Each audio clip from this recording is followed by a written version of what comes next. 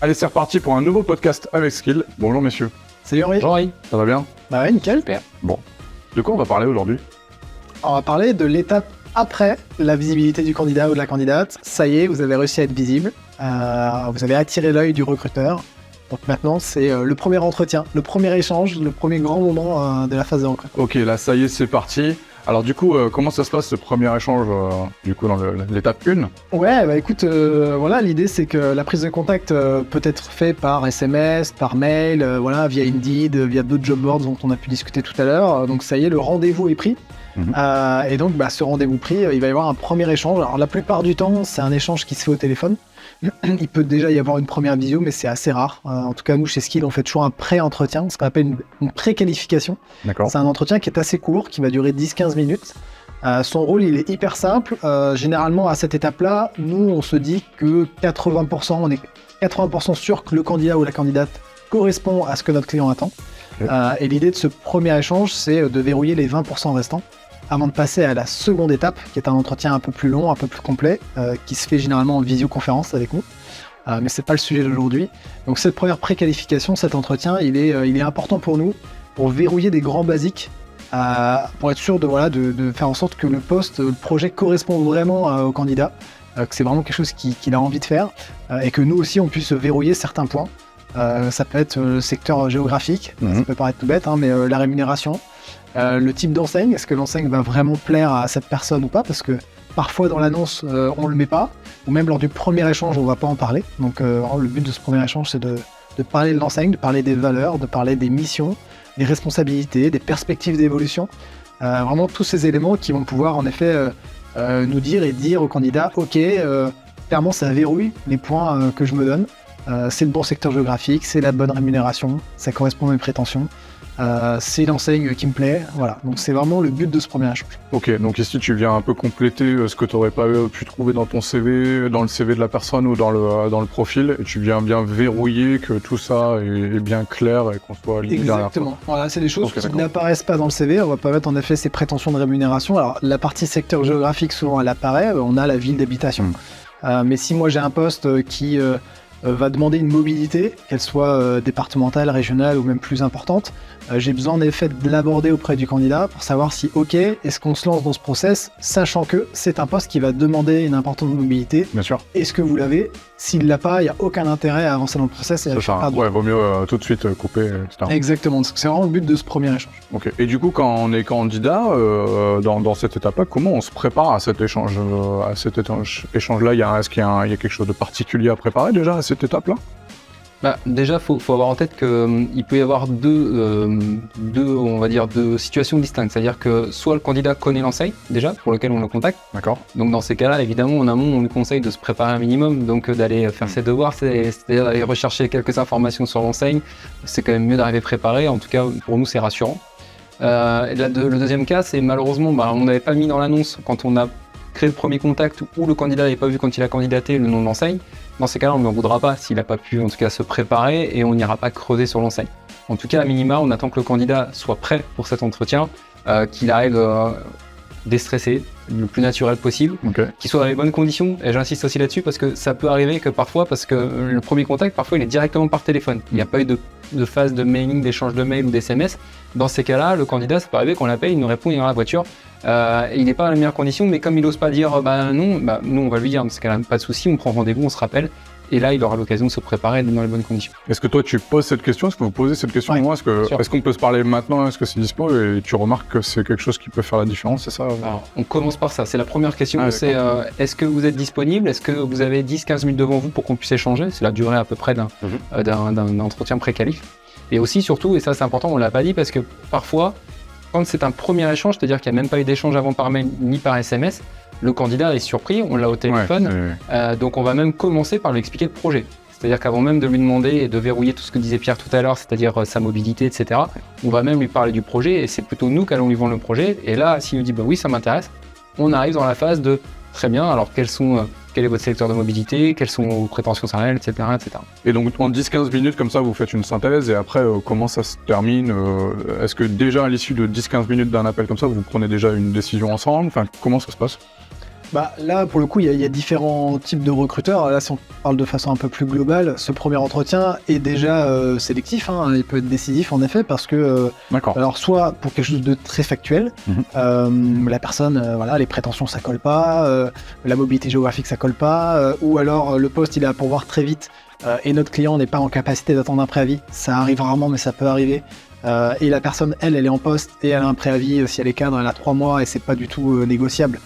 Auquel cas, malheureusement, on lui dit ça pourra pas le faire pour celui-ci. Ça marche pas. Ouais. Quand c'est des choses comme ça très factuelles, en gros, il y a un no-go qui se fait de façon commune lors de l'entretien. On comprend tous les deux que ça peut pas marcher, mais que nous, généralement, on va conserver ensuite le CV dans notre base de données, si elle est OK. Et puis après, des fois, il y a besoin d'un peu plus de réflexion, parce que le profil, en effet, nous intéresse, il coche pas mal de cases. Par contre, on peut avoir des doutes sur certains points. Donc là, il y a une phase, nous, de réflexion. On va nous ensuite échanger au niveau du cabinet. On va passer en revue les différents profils. On peut aussi en échanger avec notre client. Parfois, on va avoir un doute, par exemple sur les prétentions de rémunération. Si la personne est juste au-dessus de la grille, mais que pour nous, c'est un profil qui est vraiment pertinent et qui peut apporter pas mal de choses. Dans ce cas-là, on va prendre le lead d'appeler notre client en expliquant le profil, le projet, et dire écoutez, c'est un peu au-dessus de votre grille, mais ça vaut le coup, est-ce que vous souhaitez qu'on avance? Donc là, c'est le client qui nous dit ok, on y va, ou non, écoutez, je peux pas. Et puis des fois, c'est aussi une réflexion vers le candidat. Nous, c'est vrai que ça nous arrive souvent, de dire écoutez, tu le sens à l'échange, si ça match. Tu peux parler de... Ouais, d'accord. Et parfois, le candidat ou la candidate, on sent que elle est en réflexion, elle n'est pas forcément en écoute active, tu vois, elle était curieuse, mais sans plus. Et donc, c'est important de laisser aussi ce temps de réflexion. Il n'est pas forcément très long, mais 24-48 heures. Et on dit voilà, on se rappelle et on voit ce qu'on fait. Comme ça, vous avez tous les éléments. Et puis, vous me dites si en effet le projet vous intéresse. Clairement, c'est aussi un échange qui est commun. C'est une relation qui doit se construire. C'est pas juste nous qui arrivons avec le messie avec un projet. Il faut absolument accepter. C'est un échange commun et le candidat ou la candidate doit aussi avoir son mot à dire. Ouais, parce que la personne, si finalement ça l'intéresse pas ou plus, ou quand finalement, comme tu disais, c'était tiens, je suis curieux pour voir, pour me tester sur le marché. Si finalement le poste l'intéresse pas. En fait, comment tu peux dire, comment un candidat peut vous dire, en fait, là, ça m'intéresse pas parce que finalement, j'ai besoin encore de 6 mois, 1 an de réfléchir, ou parce que j'ai une situation personnelle. Comment ça se passe pour vous dire que pour le moment, c'est un peu précoce ou je me sens pas prêt. Par contre, comment on peut faire, comment ça se passe? Vous avez sans doute ce genre de situation. Ouais. Ça arrive régulièrement et au contraire, nous on appréciera le candidat qui sera le plus authentique, le plus sincère possible. Et puis, il faut pas qu'il oublie le candidat à ce moment-là. C'est que si c'est non maintenant, ça l'intéresse pas maintenant, ça pourra l'intéresser dans 6 mois. Donc, c'est important qu'il nous dise de manière très transparente, en mettant du sens. Voilà, je ne suis pas intéressé pour le moment. Voilà pourquoi. Par contre, vous pouvez garder mes coordonnées et puis pas de souci. Plus tard, pourquoi pas. Donc il suffit de nous l'expliquer. Nous, en tout cas, à aucun moment on prendra mal le fait qu'un candidat nous dise qu'il n'est pas intéressé par un projet. Il n'y a aucun souci et c'est pas une fin en soi. Ok, donc donner du sens sur les raisons la plus authentique possible. C'est vrai que le mot authenticité, on en avait déjà parlé dans le process de recrutement, le schéma de la transparence. C'est vrai qu'ici, il se ressent encore plus, quoi. Et du coup, à contrario, si la personne elle est emballée, etc., qu'est-ce qui se passe concrètement derrière? Derrière, ça peut être de prendre de suite un rendez-vous pour le deuxième entretien. Okay. Ça nous arrive souvent, à la fin de l'échange, écoutez, ok, nous on a vraiment envie de poursuivre, et la personne en face, moi aussi, donc à ce moment-là, on cale un deuxième entretien. Parfois sur des process qui peuvent être très courts, parce que le besoin du client, il est très urgent, on peut aussi avancer plus vite et transmettre rapidement le projet et le profil auprès du client. D'accord. Ça peut arriver, quand c'est un besoin extrêmement urgent, on s'adapte aussi, on sait adapter notre méthodologie pour être plus efficace et plus réactif. Mais en tout cas, l'étape d'après, c'est on poursuit. Et puis on prévoit un deuxième rendez-vous, en expliquant, encore une fois, en donnant du sens sur quel va être l'objet de ce prochain entretien. D'accord. En étant le plus clair possible. Et là, je suppose que c'est le moment où les candidats, ils vous posent des questions diverses et variées sur le poste, sur la responsabilité, sur est-ce qu'il y a des candidats, c'est quoi les questions les plus récurrentes que vous avez? En fait, les questions qui arrivent le plus souvent, ça va être quand est-ce qu'est la prise de poste, par exemple. Parce que moi, je suis en contrat aujourd'hui, vous comprenez bien, je ne peux pas être disponible de suite, donc on va les rassurer sur le timing. Et puis souvent, nos clients sont conscients que quand on est dans une démarche d'aller chercher des gens en poste, il y aura un préavis et que ça, on est à l'écoute. Bien sûr. En tout cas, les questions récurrentes, c'est sur la disponibilité. Parfois, ils veulent un peu plus d'informations sur le package salaire. Donc, est-ce qu'il y a d'autres avantages au-delà de la rémunération qui fixe? Est-ce qu'on a une variable? Quelle est-elle, etc. On peut avoir des questions sur les conditions de travail. Quelle est la taille de l'équipe de main animée si c'est un manager? Bref, il y a plein de questions. Alors de plus en plus qu'on entend les nouvelles générations, c'est notamment sur les accords de télétravail par exemple, c'est des choses aussi nouvelles qu'on voit apparaître. Dans la grande distribution, du coup, comment vous managez ça? C'est complexe quand même de télétravail. Il y en a pas. Sur les métiers opérationnels, Voilà, ça dépend des métiers. Voilà, ça dépend des métiers, mais nous on fait quelques métiers support aussi, mais oui, les métiers opérationnels, tu n'as pas de télétravail. Et à ce stade-là de cet entretien, est-ce qu'on vous négocie déjà de la rémunération? Est-ce que vous sentez déjà comment ça se passe? Alors c'est vrai que ça c'est parfois assez paradoxal parce que bon, parfois il y a un amalgame qui est fait entre le cabinet de recrutement et le client final. Et en fait souvent c'est vrai qu'on sent des candidats qui peuvent être déjà dans une démarche de négocier le salaire. Et c'est vrai que nous à ce moment-là on les arrête en leur expliquant qu'on leur donne les informations. D'accord. Par contre la négo ne se fera pas avec nous, elle sera bien si le candidat va plus loin à l'étape d'après avec notre client. Nous on n'est pas acteurs de la décision finale déjà d'une, ça c'est important, on est des facilitateurs mais on n'est pas des décideurs. Et puis derrière, bien évidemment, c'est le client et le candidat qui vont se mettre d'accord. Donc en fait, vous allez parler du sujet rémunération. Si vous sentez que la personne a peut-être une ambition de rémunération un peu plus élevée, vous allez défendre ses couleurs auprès de votre client pour se dire ah là il y a quand même un profil qui est intéressant. Mais pour autant, vous n'allez pas dire il veut tant, c'est comme ça, c'est tout. Après, il négociera forcément. Après, ça dépend pas votre rôle.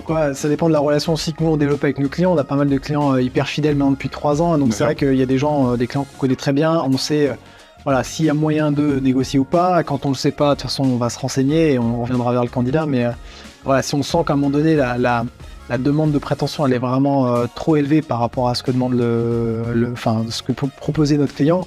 Clairement, on ne fera pas perdre du temps au candidat et on lui expliquera. Alors, nous, on ne sera pas dans le jugement, on ne lui dira pas c'est complètement incohérent ce que vous demandez, etc. Alors, on pourra des fois l'éclairer sur le marché en disant écoutez, aujourd'hui, le marché il est tel qu'il est, mais il est comme ça.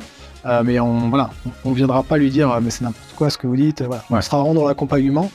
Et puis potentiellement, en effet, dans la négo aussi, demain, avec si l'étape continue, on pourra l'accompagner aussi dans cette négociation. Ok.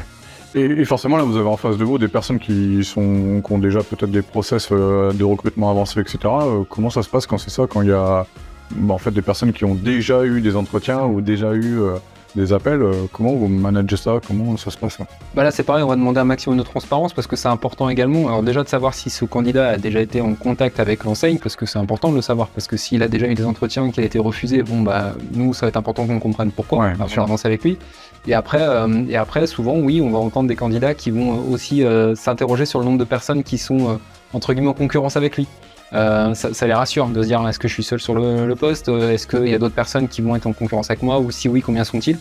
Donc oui, on a souvent des questions qui vont être aussi posées dans ce sens-là. Et nous, il n'y a aucun stress à pouvoir éclairer le candidat. Après, ça sera à lui d'être le plus convaincant possible pour la suite. Ouais, et puis tu vois, pour revenir un peu aux questions qu'ils peuvent poser, en tout cas nous on va essayer de les poser avant lui, si tu veux, pour pas le mettre en difficulté. On sait que on a un rôle de recruteur, on a été aussi à la place du candidat, on sait que c'est assez stressant, qu'il y a de l'enjeu parfois aussi, donc on va éviter de le mettre dans des situations où il va être mal à l'aise, et donc on va anticiper ses questions en lui posant avant, tu vois, donc ce qu'on disait en effet sur l'enseigne, si vous avez déjà été en contact, puis déjà parce que ça va faire gagner du temps, parce que des fois l'enseigne, parce qu'on la connaît, elle sait qu'elle va pas vouloir reproduire, ou à l'inverse, oui j'étais en contact mais il y a 2 ans ou il y a 1 an, mais ça l'avait pas fait pour une question, je sais pas, de mobilité, mais moi je suis mobile, super. Du coup il y a des choses. Les choses changent, bien sûr. Les choses évidemment changent.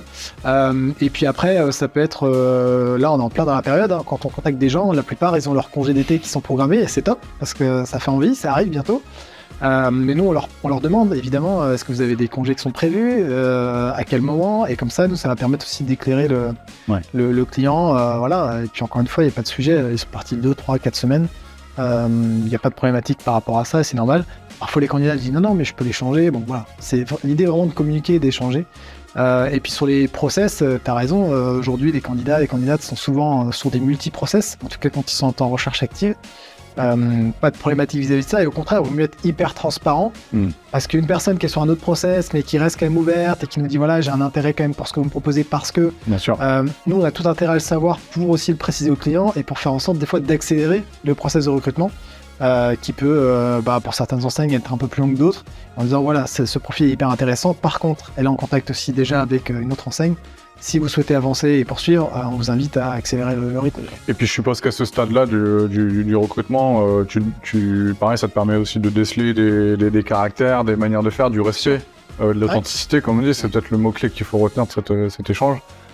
Et du coup, ça qualifie encore plus cette étape de recrutement. Complètement, on parle beaucoup d'éléments factuels, mais il y a en effet plein d'éléments, plein d'autres éléments non verbales qu'on va entendre, même le sourire, et s'entend au téléphone, il y a plein de choses qu'on va comprendre. Si la personne elle pose des questions, on va se dire en effet qu'elle est intéressée, si elle creuse sur certains aspects plus que d'autres, évidemment que ça nous apporte plein de choses. Ce premier entretien, il est crucial. Ok. Et vous avez des congés cet été? Oui, je crois, ouais. Moi, j'ai pas le droit. On va on va avoir besoin. Ok. Merci messieurs en tout cas d'avoir donné du sens et expliqué cette phase-là. C'est hyper intéressant. Puis je pense que ça donne des vraies billes concrètes. Peut-être un dernier mot pour conclure cette session, Romain. Un conseil peut-être, encore une fois, dites-vous que nous on est à votre service, donc pour les candidats on est vraiment à votre service, on est là, nous notre plaisir c'est vraiment d'écrire des nouvelles histoires pour les candidats et on est hyper fiers quand l'année dernière on fait quasiment 200 recrutements en tout cas pour nos clients, c'est 200 belles nouvelles histoires qui s'écrivent et donc voilà, dites-vous que l'échange va être sympa parce que c'est un moment sympa quoi qu'il arrive, c'est pour mettre une belle opportunité. Super, eh bien écoutez, bonne journée. Bonne continuation, à très bientôt. Merci Henri. Et à bientôt. À plus. À bientôt. Grâce à Skill, vous savez maintenant comment mettre toutes les chances de votre côté pour démarrer une nouvelle aventure pro. D'autres conseils ? Retrouvez tous nos podcasts sur skill.fr.